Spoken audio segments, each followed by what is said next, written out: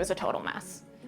I was afraid of everything. My anxiety was ruling my life. I couldn't maintain meaningful relationships with my family, my friends. I just felt like nothing that I did was good enough.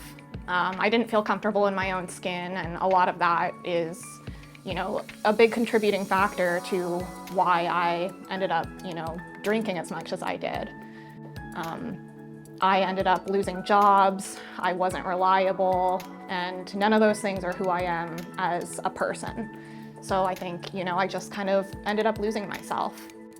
My relationships, I've been very, very thankful and blessed that I have a good support system in my family. But as my disease progressed and as I tried to get sober over and over again on my own, and there were a lot of broken promises, those relationships started to, dwindle. My parents started to lose trust in me. I had completely distanced myself from my younger sister. Most of my friends had gotten to a point where they had to distance themselves for their own well-being and for their family's well-being. And, in those moments I was resentful and I felt like I was abandoned. But, since learning more about myself and looking back on those things, I'm able to see why they did that. But most of my relationships were, if I hadn't already burnt the bridge, it was on the way to burning. So there were a lot of times that I should have picked up the phone. There were a lot of rock bottoms that I hit that I thought, were the lowest that I could go. But I was afraid. I was afraid to go to treatment. I was afraid to admit that I had gotten that far, and I had no idea what to expect going into treatment.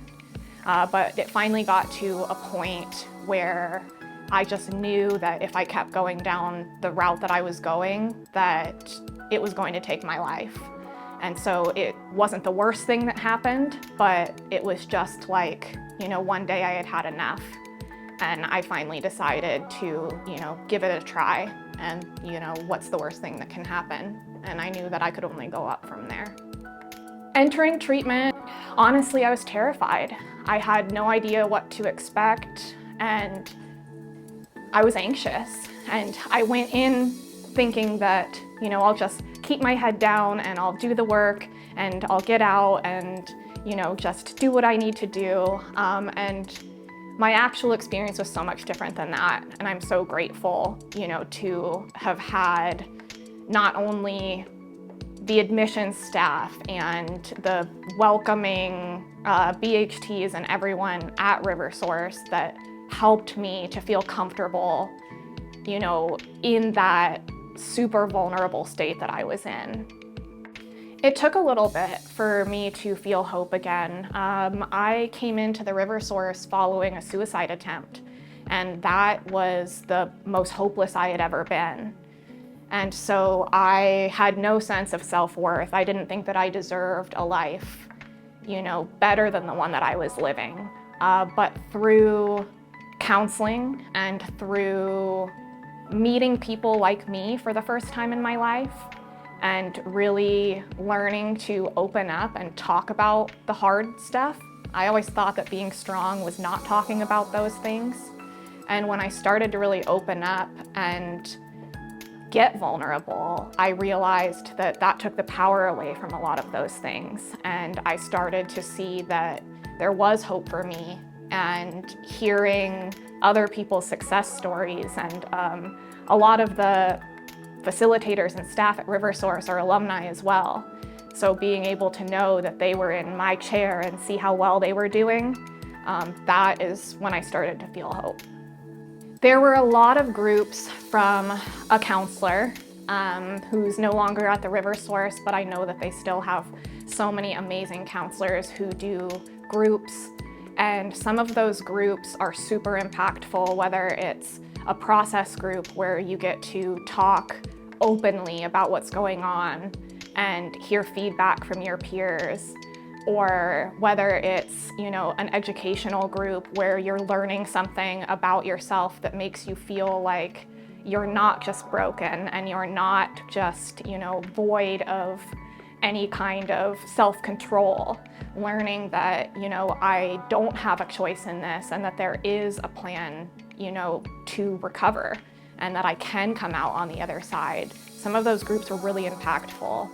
I think the biggest thing has been, since I left, being able to be involved in alumni and give back. Being able to go back to RiverSource and speak to the women and men who are sitting in the chairs that I was sitting in and be able to give them hope. That's been, a huge part of my recovery. I am just a little over a year sober, and I am stunned at how much things have changed in my relationships just in a year. I still, struggle with little bits of noticing that people in my life don't trust me fully, but I understand that now. And I know it's because they care about me and they worry about me, and I'm grateful for that today. But my relationship with my sister, I've been able to make amends, and I've been able to start growing that again, start building that bridge and be a big sister that she can look up to and that she can count on. And I've never been somebody that people can count on. My relationship with my parents, they actually have been able to move in with me after retirement, after me having to move back in with them so many times and rely on them.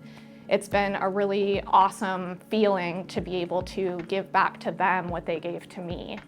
And the friends that I've met through RiverSource and just in recovery in general, I've never had friends as genuine and who honestly, truly care about my well-being. Man, it's hard to put what my life is like now into, a few words or even a few sentences. I am a completely different woman than I was when I walked into the RiverSource. I have changed the way that I view my life. I've changed the way that I perceive things and that I react to people.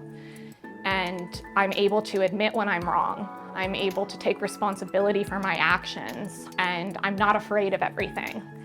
I never thought that I could live a life where I could feel comfortable in my own skin and talk to people honestly.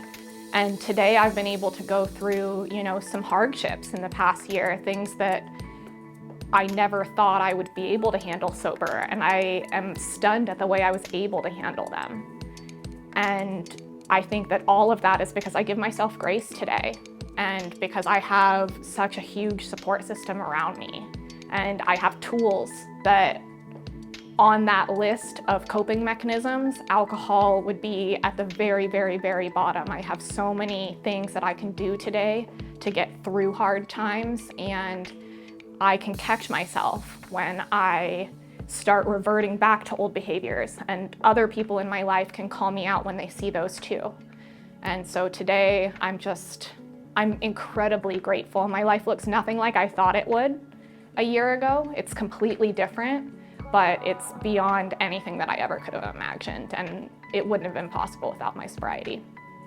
What would you tell someone who is considering getting help? If you're considering getting help, I know how scary it is. And I know that sometimes you're wondering, what the outcome's going to be, or is this going to work for me? Or, there's so many unknowns, and fear of the unknown was one of my biggest issues in getting help in the first place. And all I can say is that give it a try. That's finally what I did, is I was willing to just try it, and I figured that nothing bad could come of it. And so just taking that leap of faith and trying it out is the best thing I ever did for myself. So you never know what's on the other side of it, and it can't be worse than it is. Thank you so much. Thank you. My name is Danni. I'm a RiverSource alumni, class of 2021.